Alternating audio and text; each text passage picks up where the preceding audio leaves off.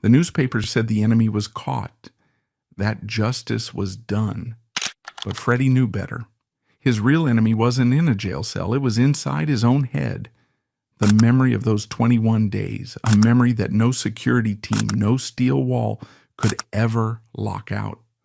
How do you win a war when the enemy is your own mind? That enemy, that memory, was the price he paid for the name. Heineken. Today we see an empire, but in 1864, that name belonged to just a 22-year-old kid named Gerard Adrian Heineken, walking through Amsterdam, utterly disgusted by the beer. Back then, the city ran on a dark, heavy, inconsistent sludge. It wasn't a craft. It was a gamble every time you ordered a glass. Gerard didn't just buy a brewery, he bought a laboratory. He gambled everything on a new scientific German technique called lager, isolating a single pure A yeast, to guarantee that every bottle tasted exactly the same. It was the first act of total control. The family business grew, survived world wars and prohibition, but it was his grandson, Freddie Heineken, who perfected that control and turned it into a global pop culture icon. Taking charge in 1971, Freddie wasn't a brewer. He was a marketing genius and a ruthless showman. He was the man who ordered the E's in Heineken to be tilted to make them smile. He insisted on the iconic green bottle. He acquired his main rival, Amstel, not just to compete, but to dominate. By 1983, he wasn't just a CEO. He was Mr. Heineken, a charismatic, untouchable king who was personal friends with the Dutch royal family. He was the living symbol of that 100-year-old obsession with control. But in 1983, kings were becoming targets. The Amsterdam that Freddie Heineken ruled over was a city of stark, violent contrasts. Alongside the glittering wealth of the canal house elite, there was a dark underbelly. The 1970s and early 80s were a time of deep economic recession, soaring unemployment, and massive social unrest. The Quakers beweeging, the squatters movement, had turned parts of the city into virtual war zones, with pitched battles between activists and police. In the poorer working-class districts like the Jordan, a generation of disaffected young men was coming of age. They had no jobs, no prospects, and a deep burning resentment for the establishment that Freddie Heineken so perfectly represented. They saw the yachts, the mansions, the endless river of money that flowed from those green bottles, and they felt locked out. For a small group of childhood friends from this world, that resentment began to curdle into a dark and incredibly audacious idea. They were not, it must be said, criminal masterminds. Not yet. They were small-time hoods. Their leader was Cor Van Hout. He was a carpenter by trade, a builder. He was smart, meticulous, and simmering with a personal vendetta against a system he felt had wronged his family. With him was his brother-in-law, a young man named Willem Holleder. Holleder was the muscle, but he was also possessed of a chilling, manipulative charisma. He was, though few knew it yet, a budding psychopath. Rounding out the core group were Jan Beulard, another builder whose skills would be indispensable, and Franz Meyer, known as the worrier of the group. They had done a few armed robberies, a bank here, a payroll snatch there, but they were small-time. They were ambitious. They wanted to pull off one last spectacular job, the jackpot that would set them up for life. They didn't want to rob a bank vault. They wanted to rob the bank itself. They wanted to steal the nation's greatest prize. They decided to kidnap Freddie Heineken. This was not a snatch and grab. This was a 2-year, meticulously planned military operation. Their patience was terrifying. For 2 full years, they watched Freddie Heineken.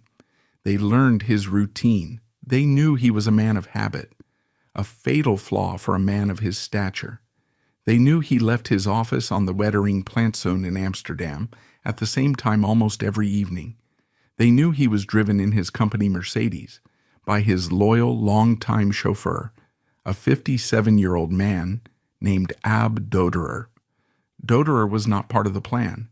He was just a working man in the wrong place at the wrong time. He would become the tragic collateral damage. The gang read everything they could on kidnapping. They allegedly studied manuals used by terrorist groups like the Red Army faction. They learned about police procedure, about negotiation tactics, about how to avoid surveillance. They stole a fleet of getaway cars, repainting them, fitting them with false number plates, and stashing them in lockups around the city. They assembled an arsenal of weapons, Uzis, handguns, shotguns, to ensure maximum intimidation. But their most chilling preparation, the detail that reveals the cold, calculated cruelty of their plan, was the prison. Using Cor van Hout and Jan Bullard's construction skills, they scouted a warehouse in the Westpoort, a desolate industrial park on the western edge of Amsterdam. Inside a large, nondescript storage shed, they built a secret. Behind a false wall, they constructed 2 holding cells. These were not rooms, they were boxes, tiny, just a few square meters each, and they were soundproof. They were lined with acoustic foam designed to be sensory deprivation chambers. There was no light, no sound, no day, no night. Each cell contained only a bunk bed, a chemical toilet, and a heavy-duty chain bolted to the floor. They were purpose-built tombs for the living. They stocked them with supplies, food, and water, preparing for a long, patient siege. Finally, they planned the ransom. They settled on an astronomical sum, the largest in Dutch history, 35 million guilders. Today, that's roughly 16 million euros, or about $20 million at the time, an amount so vast they believed the company would have no choice but to pay. To make it harder to trace, they demanded it in 4 different currencies: Dutch guilders, US dollars, German marks, and French francs. They prepared their communication plan, coded messages to be placed in the personal columns of a national newspaper. They recorded cassette tapes with their disguised voices. They bought walkie-talkies for the ransom drop. By early November 1983, every piece was in place. The cars were stolen. The weapons were loaded. The prison was built. The trap was set. All they had to do was wait for the king to walk into it. It was a Wednesday, a cold, damp, and utterly ordinary November evening in Amsterdam. Just after 6:30 p.m., Freddie Heineken, now 60 years old, walked out of his office. He was a creature of habit, a man who believed in his own invincibility, a man who, despite his immense wealth, often eschewed heavy security. With him was his trusted chauffeur, 57-year-old Ab Doderer. They settled into the company Mercedes, the soft click of their seatbelts echoing the thousands of other times they had made this exact journey.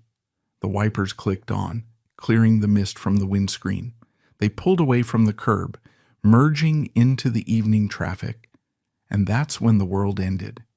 In a split second, a blue Volkswagen delivery van, which had been parked just up the street, roared to life and swerved, cutting them off with a screech of tires. Simultaneously, a red Opel, which had been tailing them, slammed to a halt behind them, boxing them in. It was a perfect, brutal trap. Before Freddie or Ab could even process what was happening, the doors of the van burst open. 4 men disguised in masks and boiler suits leapt out. They were armed with what looked like machine guns. They were later found to be Uzi replicas, but in that moment of pure terror, the distinction was meaningless. They swarmed the Mercedes. Ab Doderer, reacting on pure instinct, jammed the car into reverse, but the Opel was right on his bumper. He was trapped. One of the men smashed the driver's side window with the butt of his gun, the glass exploding inwards, showering Doderer. They yanked his door open. Another man was at Freddy's passenger door. In that first moment of chaos, the famous Heineken bravado, the arrogance of a man who ruled the world, took over. As a gun was shoved in his face, Freddy reportedly snapped, "What is this, a joke? Do you know who I am?" The response was a brutal, silencing blow. There was no negotiation, no discussion.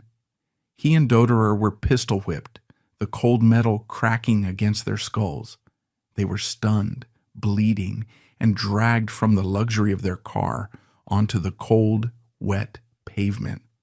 Witnesses, frozen in disbelief, would later recall the sheer speed and animalistic violence of the attack. They were shoved, thrown, into the dark, cavernous back of the van. The doors slammed shut, plunging them into total darkness. The van fishtailed, its tires smoking, and vanished into the night. Left behind on the quiet, respectable Wettering Plantsoen was a smashed, empty Mercedes, its hazards blinking uselessly in the rain, and on the pavement, a small dark pool of blood. The king was gone. Inside the van, they were blindfolded, their hands bound with plastic cuffs. The drive was a disorienting blur, lasting maybe 45 minutes, though it must have felt like an eternity. When the van finally stopped, they were pulled out, shoved into a building, and led down a corridor. Then, the most disorienting part, they were forced to walk through what felt like a heavy, padded, coffin-like door.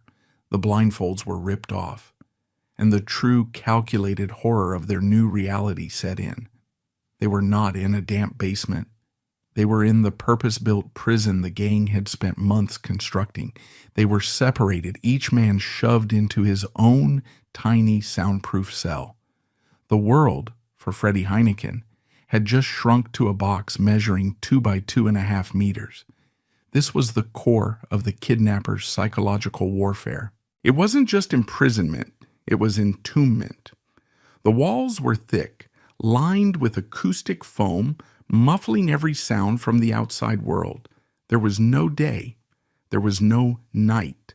There was only the constant, maddening hum of an extractor fan and the glare of a single bare light bulb that was never, ever turned off. Freddy and Ab were chained to the wall by a heavy ankle cuff.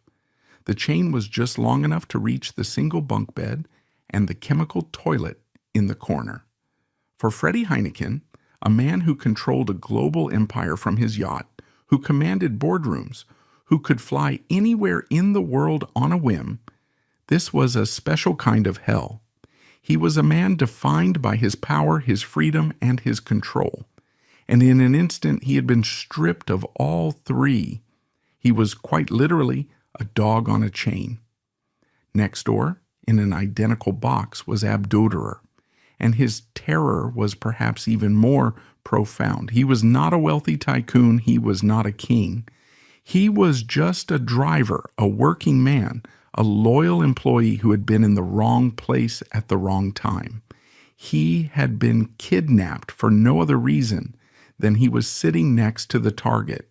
He had no empire to think about, no grand strategy for survival. He was just a man, terrified for his life, and he, by all accounts, began to crumble. The two men could not see each other. They couldn't hear each other. But in the crushing silence, they discovered a fragile human connection. They began to tap, a tap on the wall, a tap back. It was a primitive, desperate code, a simple reassurance in the shared darkness. You are not alone. I am still here. Their captors were phantoms. They wore balaclavas and overalls, disguising their voices to be high-pitched and squeaky. They never spoke. They delivered food, simple meals, bread, cheese, sometimes a hot meal from a local takeaway, incongruously served on paper plates, by sliding it through a small locked hatch. This is where the character of Freddy Heineken truly revealed itself. He was 60 years old. He was injured. He was terrified. But he was not broken. He was a fighter. He was a negotiator. And even in this box, he began to fight back in the only way he knew how.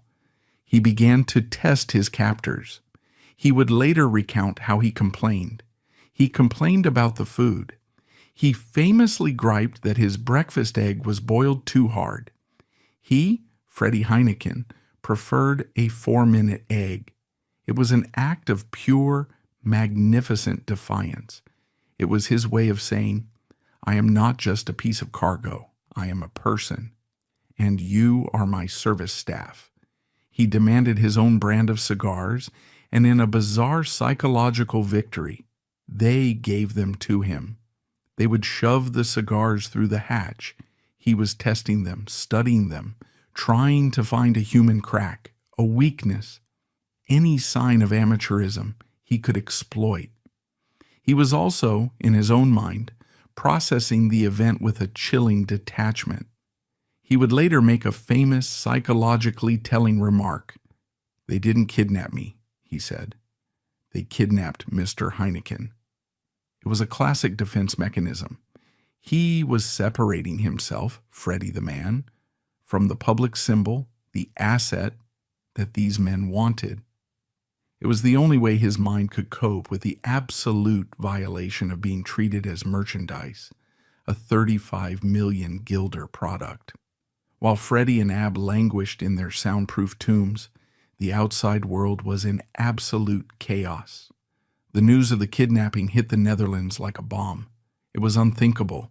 This wasn't Italy with its Red Brigades or South America.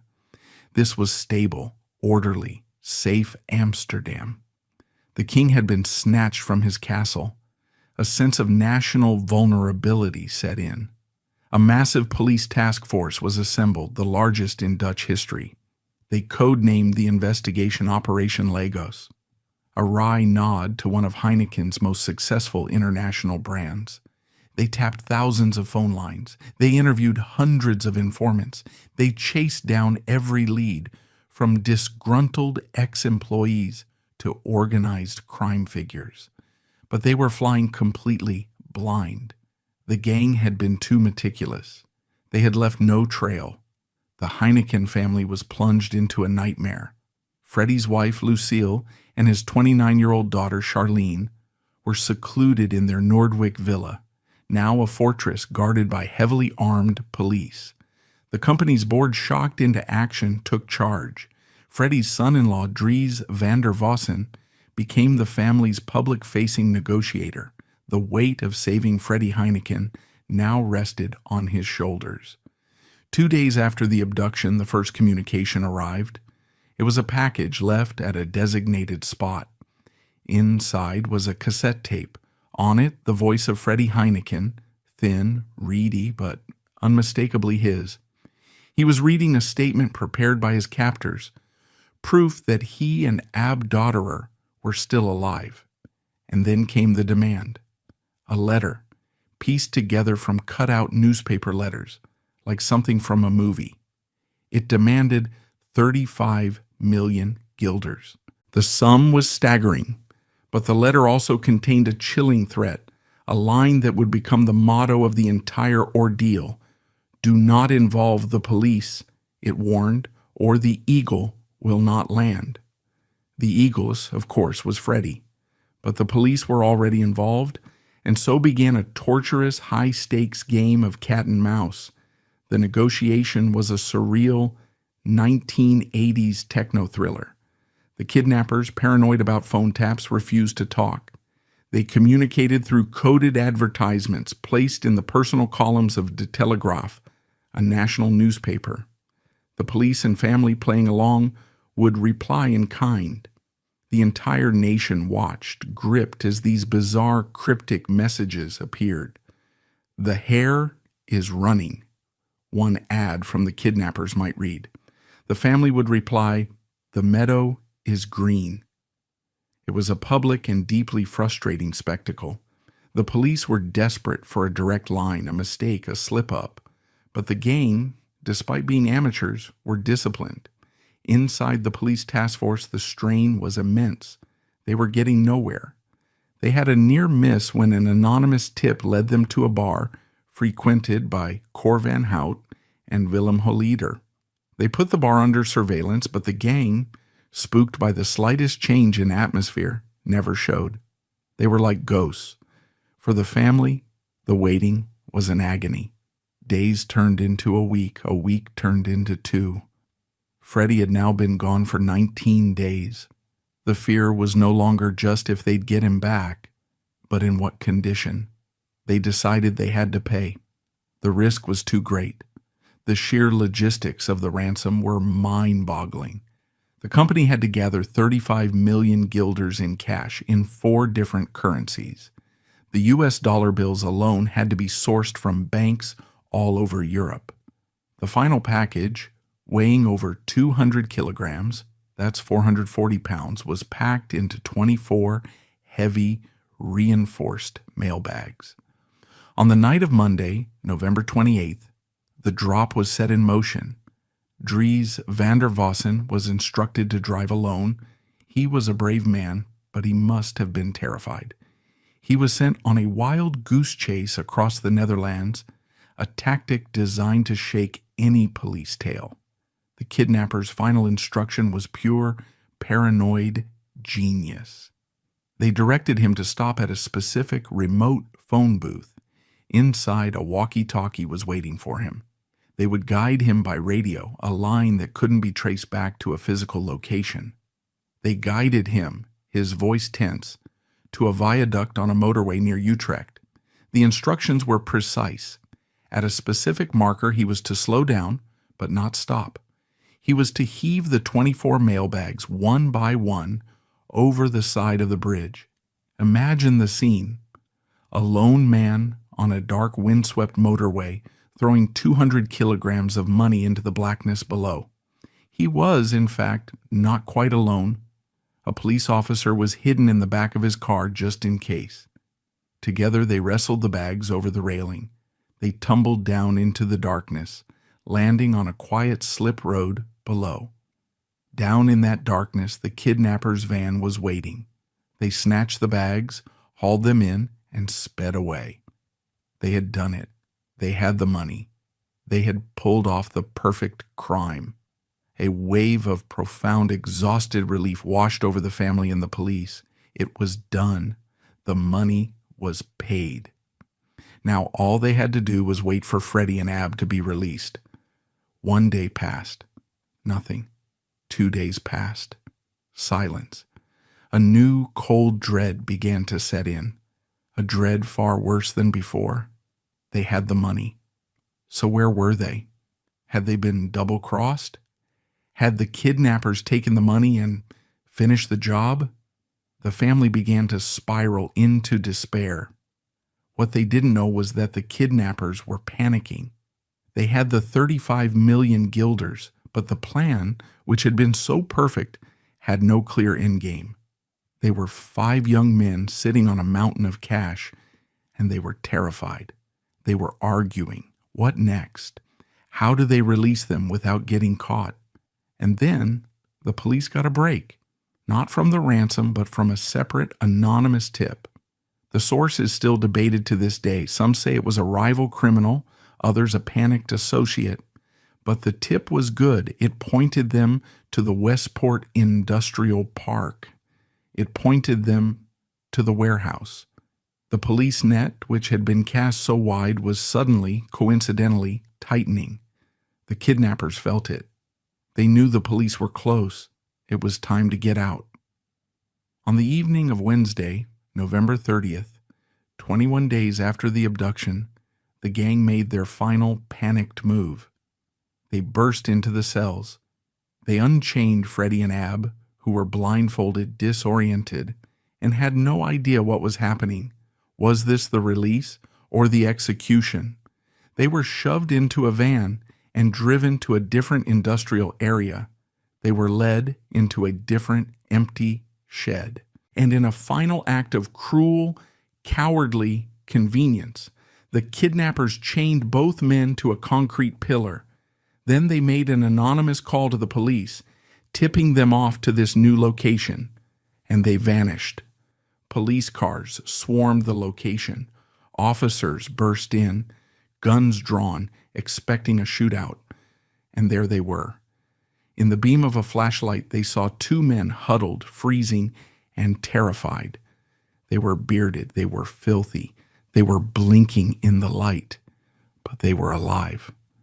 The first images of Freddie Heineken wrapped in a thick blanket, being led to safety by police officers, were broadcast around the world. He looked dazed, frail, aged a decade in 3 weeks. But as he was helped into a police car, a reporter shoved a microphone in his face and shouted, "Mr. Heineken, are you all right?" Freddie, in a moment of pure, undiluted shock, grit, and brand manager instinct, managed to summon a flash of his old self. He looked at the reporter, and in a hoarse voice he grunted, "As long as my beer is all right, I'm all right." The ordeal was over. The 21 days were done. But for Freddie Heineken, for Ab Dotterer, and for the kidnappers, the real story, the story of the aftermath, the trauma, the hunt, and the curse of the blood money, was only just beginning. When Freddie Heineken and Ab Dotterer were pulled from that dark, cold shed on November 30th, 1983, the Netherlands breathed a collective sigh of relief. The king was free. The 21-day nightmare was over. The nation celebrated. But this was no fairy tale. The flashing cameras of the press, the cheers of relief, they were the end of the kidnapping, but they were the beginning of the aftermath. And the aftermath would be a different kind of prison, one that would last for the rest of their lives. The men who emerged from that shed were not the same men who had been taken. They were ghosts. They were men who had spent 504 hours in a soundproof box, chained to a wall, existing in a state of total, absolute powerlessness. The nation saw a rescue. But Freddie Heineken and especially Ab Dotterer were about to begin a life sentence. Freddie Heineken returned to his palace, but the palace had become a fortress. The man who had once reveled in his celebrity, who had sailed his yacht Something Cool with movie stars, who had driven through Amsterdam as if he owned it, which in many ways he did, was now a prisoner of his own wealth. The most immediate and visible change was the security. Fortress Heineken was born. His villa and the homes of his family and top executives were retrofitted with state-of-the-art security systems. Bulletproof glass, panic rooms, a phalanx of bodyguards recruited from the Dutch Special Forces now surrounded him 24 hours a day. He no longer traveled in a simple Mercedes. He traveled in an armored convoy, but the physical walls were nothing compared to the psychological ones. Freddie was diagnosed with severe post-traumatic stress disorder. He was a man tormented. He suffered from crippling insomnia. He would later tell confidants that the silence of his opulent home was in some ways worse than the noise of the cell. The crushing absolute quiet of the soundproof box had been burned into his psyche. Any silence, he felt, was just a prelude to an attack. He had recurring nightmares. He would wake up in a cold sweat, back in the box, the clank of the chain, the hum of the extractor fan, the metallic taste of fear in his mouth. The man who had once charmed rooms full of strangers now saw a potential threat in every new face. He became deeply, profoundly suspicious. His famous autocratic leadership style, once tempered with charisma, now hardened into something brittle and dark. He trusted no one. He would second-guess his closest lieutenants, pore over security reports with a paranoid intensity, and fly into rages over minor lapses. To cope, his brilliant mind created a defense mechanism. He would insist to his inner circle, "They didn't kidnap me. They kidnapped Mr. Heineken." This wasn't just a clever soundbite. It was a desperate act of psychological survival. He had to separate himself, Freddie the man, from the public symbol, the asset that had been targeted. He was trying to tell himself that the violation, the humiliation, the animalistic terror that had happened to the brand, not the person. But it was a lie. The brand was fine. The man was shattered. This trauma manifested as a burning, obsessive need for justice, but it felt more like vengeance. He didn't just want to recover, he wanted to hunt. He was a man who had regained his freedom, but not his control. The only way to get that control back, he felt, was to see the men who had done this to him found, captured, and punished. He poured his own money, his own vast resources and network into aiding the police hunt. He could not rest. He would not rest. For Freddie, the kidnapping hadn't ended on November 30th. It would only end when his captors were locked away. But this story has two victims. The world's cameras, its headlines, its entire focus was on Mr. Heineken. The billionaire king had returned. But what about the other man? What about Ab Doderer? This is perhaps the most heartbreaking and overlooked part of the entire saga. Ab Doderer was the collateral damage. He was not a tycoon. He was a driver, a 57-year-old working man, a loyal employee who had committed no sin other than showing up for his job. He was kidnapped for one reason. He was sitting next to the target. When Freddie returned to his fortress, Ab Doderer returned to his modest life. But he couldn't live it. He was, by all accounts, completely and irreversibly broken by the ordeal. He too suffered from crippling PTSD, but is manifested differently. Freddie's trauma turned to rage and obsession. Ab's turned to terror and retreat. He could never drive again. He couldn't be in a car. The sound of a backfire, a sudden stop in traffic, a door slamming, it would send him into a spiral of panic. He was terrified of loud noises. He was terrified of the dark.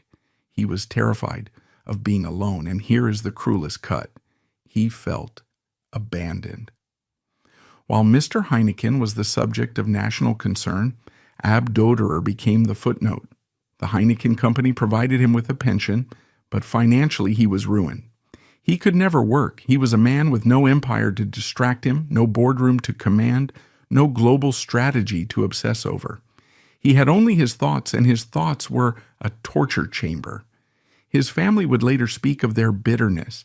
He was the forgotten man, the loyal servant who had been shattered in service to the king and then left to pick up the pieces of his own mind, a task that was, for him, impossible. Ab Doderer would spend the rest of his life in and out of psychiatric care, a man permanently destroyed by 21 days of terror. His tragedy is the human cost of the crime, the part that gets lost when the headlines are only about the millions of guilders. It serves as a stark, painful reminder that trauma doesn't care about your bank account. But your bank account and your fame dictates the world you return to. While Freddie and Ab wrestled with their demons, the hunt for the kidnappers and the money was on. This was not the perfect crime the gang had dreamed of. It was a chaotic, panicked dispersal. Operation Lagos, the police task force, now had a singular focus. They had leads, they had names, supplied by informants from the Amsterdam underworld who were feeling the immense police pressure. The first to fall were the builders, John Bullard and Martin Erkamps. They were arrested in the Netherlands within weeks. They were the muscle, the carpenters who had built the cells, but they weren't the masterminds. The masterminds, Cor van Hout and Willem Holleder, were smarter. They had their share of the cash, and they had a plan. They fled the country. With their millions, they drove south, making their way to Paris. They were, for a time, free. They were rich. They were fugitives, living the high life in France, believing they had gotten away with it. And what about the money? What about the 35 million guilders? This is where the story takes a turn for the darkly symbolic.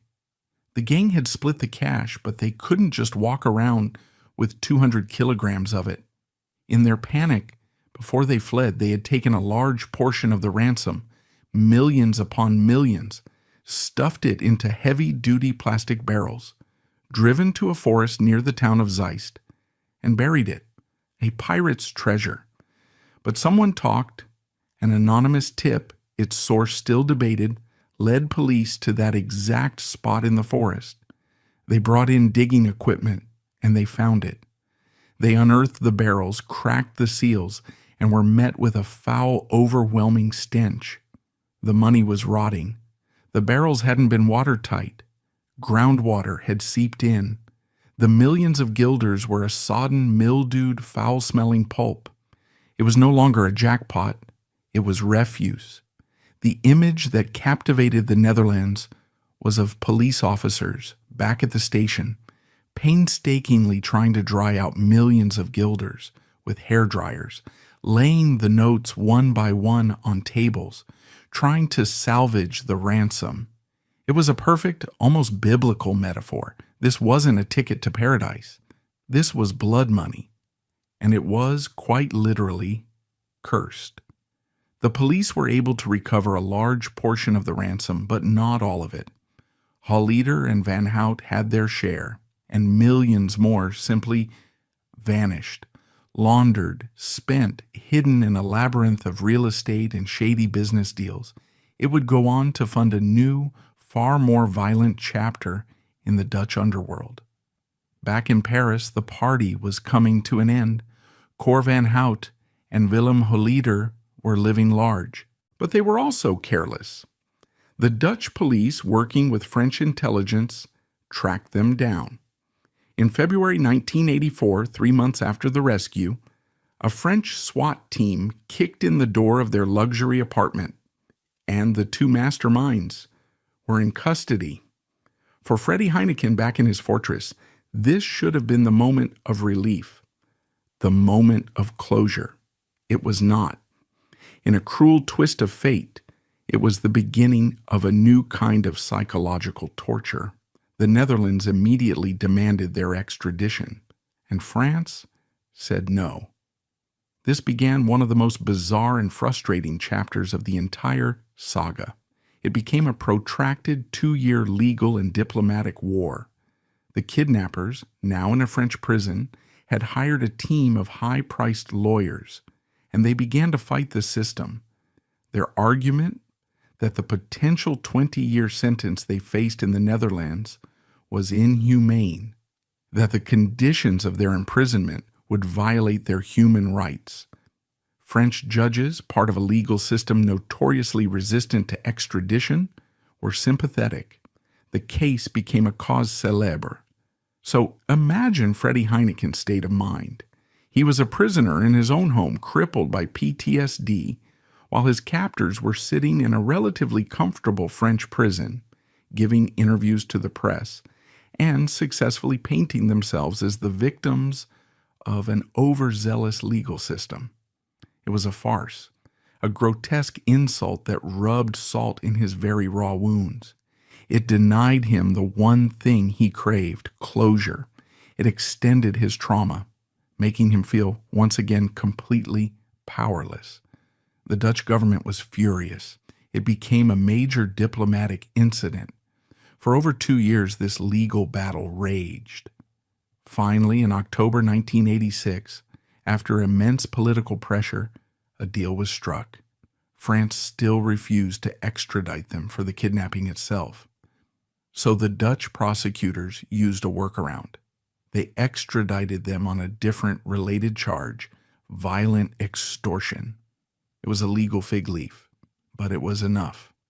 After nearly 3 years on the run or in French custody, Cor Van Hout and Willem Holleder were finally put on a plane and sent back to the Netherlands to face justice. The trial was a national sensation. The entire country was gripped, waiting for the hammer of justice to fall. The evidence, of course, was overwhelming. They had the testimony of the other gang members. They had the physical evidence from the warehouse. They had the rotting money. The guilt was not in doubt. The only question was the price. What is the price for 21 days of terror? What is the price for destroying Abdoderer's life? What is the price for traumatizing a man so badly he would never be the same? The prosecution, echoing the public's fury, demanded the maximum. And then the verdict came down. Cor van Hout and Willem Holleder were sentenced to just 11 years in prison. The other members received similar or lesser sentences. The nation was stunned. 11 years for a crime that had held the country hostage. It was an outrage. The judges in their defense were operating under the laws of the time. Kidnapping, while serious, was not seen as the crime of the century it felt like. And with Dutch rules for good behavior and parole, it meant these men would likely be back on the streets in 7 or 8 years. For Freddie Heineken, this was the final, unforgivable betrayal. The police had found them, the prosecutors had tried them, and the system, his system, had failed him. It confirmed his darkest, most paranoid fears, that the world was a lawless place, that there was no real justice, and that, in the end, you were on your own. The light sentences were more than just an insult. They were a seed, a poison seed, because the men who went into that prison were not being rehabilitated. They were just waiting. They were networking, and they were planning. The kidnapping had given them money, yes, but it had also given them something far more valuable in their world: infamy.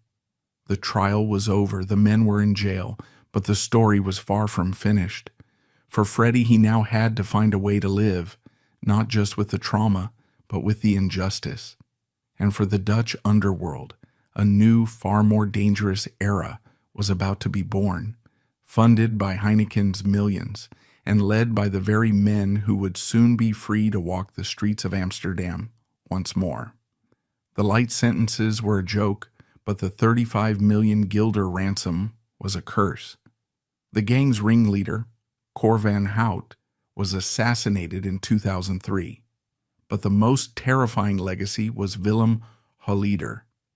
He used his fame and money to become the godfather of Amsterdam, a twisted national celebrity known as the cuddly criminal, while secretly running an extortion empire.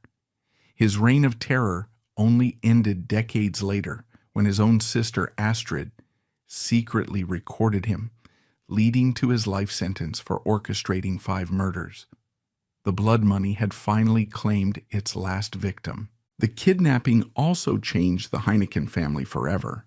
Freddie, paranoid and suffering from PTSD, ruled like a wounded king, obsessed with security. His daughter, Charlene de Carvalho Heineken, who inherited the empire, learned a brutal lesson from his trauma. She became the anti-Freddie, intensely private, anonymous, and ruling not by charisma, but by structure. She saved the company by remaining in the shadows, proving that her father's fame had been a liability. The case marked an end of innocence for the Netherlands. It spawned books, films, and a 30-year true crime saga, a dark national obsession that began with one man chained in a cell and ended with his tormentor becoming a celebrity.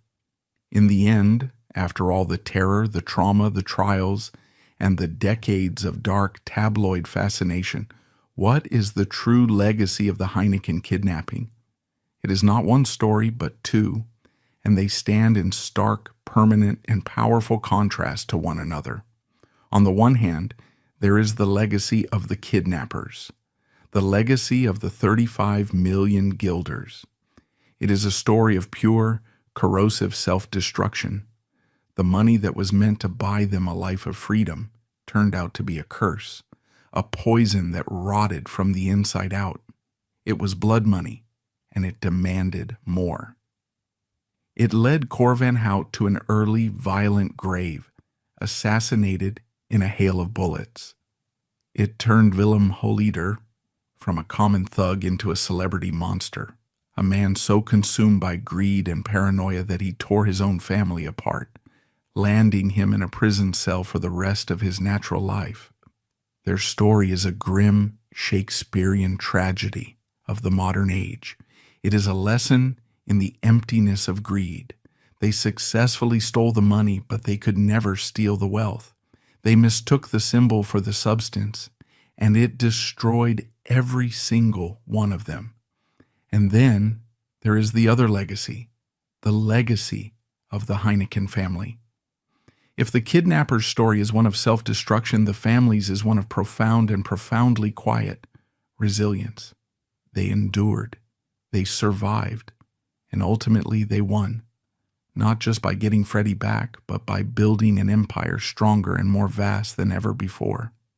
Today, Charlene de Carvalho Heineken, the woman who learned from her father's trauma that true power lies in privacy, presides over that empire.